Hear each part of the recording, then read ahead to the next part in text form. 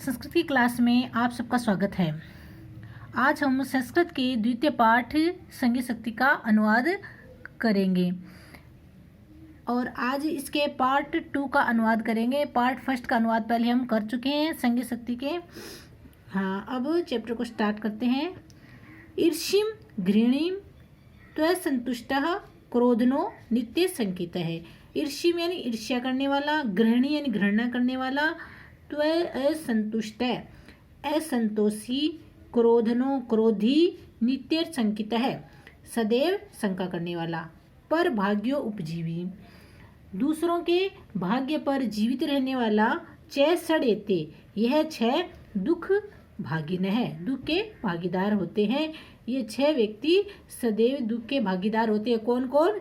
दूसरों से ईर्ष्या करने वाला, घृणा करने वाला, संतोष रहित, क्रोध करने वाला, सदैव शंका करने वाला और दूसरों के भाग्य के सहारे जीवित रहने वाला।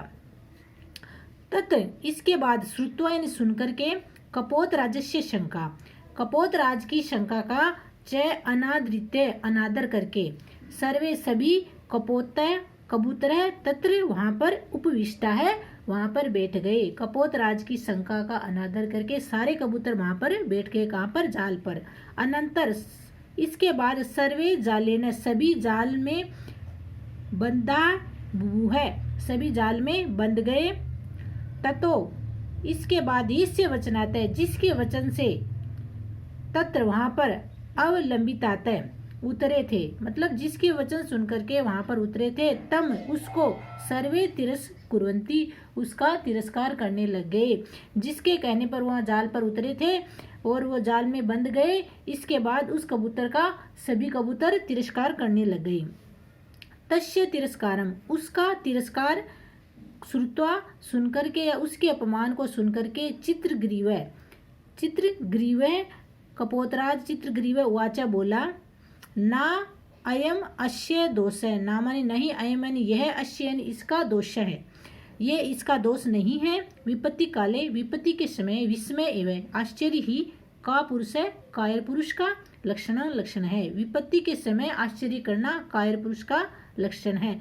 तद अत्र यहाँ पर क्या करना चाहिए? धैर्यम धैर्य को अवलंबे धारण करके, प्रतिकारम उपाय के विषय में, चिंत्य तामय चिंतन करना चाहिए या सोचना चाहिए। यहाँ पर धैर्य धारण करके इसके उपाय के विषय में सोचना चाहिए कि जाल से कैसे बाहर निकले।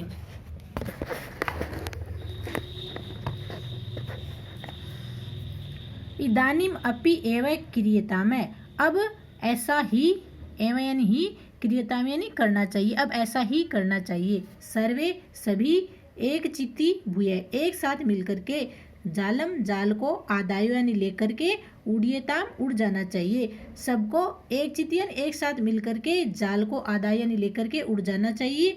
इति विचिन्त्य ऐसा विचार करके, सर्वे यानी सभी, पक्षी है पक्षी, जालम आदायो जाल को आदाय यानी लेकर के, उत्पतिता है उड़ गए। सभी पक्षी जाल को लेकर के उड़ गए। अनंतर इसके बाद स व्याध है वह शिकारी, सुदूर जालाना अप हराने काने, इसके बाद वह व्याधन शिकारी सुदूर दूर से ही जाल का अपहरण करते हुए, तान्य अवलोक्य उनको देख करके, पश्चात धावनम पीछे, धावनम यानी दौड़ने, अकरोत यानी लग गया। वह शिकारी क्या किया?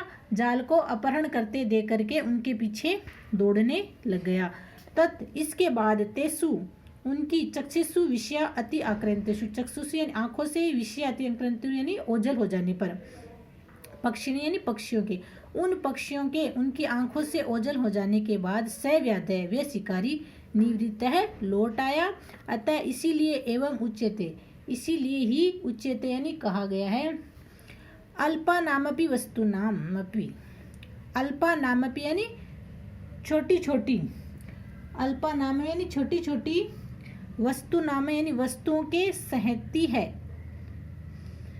सहती यानी एकता, सहती यानी एकता से कार्य साधिका कार्य का साधने वाली होती है। छोटी छोटी वस्तुओं की एकता कार्य को सिद्ध करने वाली होती है। त्रीणी यानी तिनको से, गुणत्व आपने गुणत्व को प्राप्त कर जाने पर, तिनको यानी तिनको को गुणत्व यानी बंट देने के कारण जो मूंज बन जाती है, उसके लिए कहा गया है कि तिनका जब गुणत्व को प्राप्त हो जाता है तो बांधे जाते हैं मत दंतिन है, मत वाले हाथी, मदमस्त हाथी जो किसी के काबू में नहीं आते, ऐसे हाथी तुच्छ तिनकों की बनी रस्सी से बांध दिए जाते हैं, काबू में कर लिए जाते हैं। इस पाठ का सार यही है कि एकता से व्यक्ति बड़े बड़े कार्य कर सकता है या छोटे छोटे व्यक्ति भी एक साथ मिलकर के किसी बड़े कार्य को सिद्ध कर सकते हैं। अगर पाठ पसंद है तो पाठ को लाइक कीजिए, शेयर कीजिए, सब्सक्राइब कीजिए। धन्यवाद।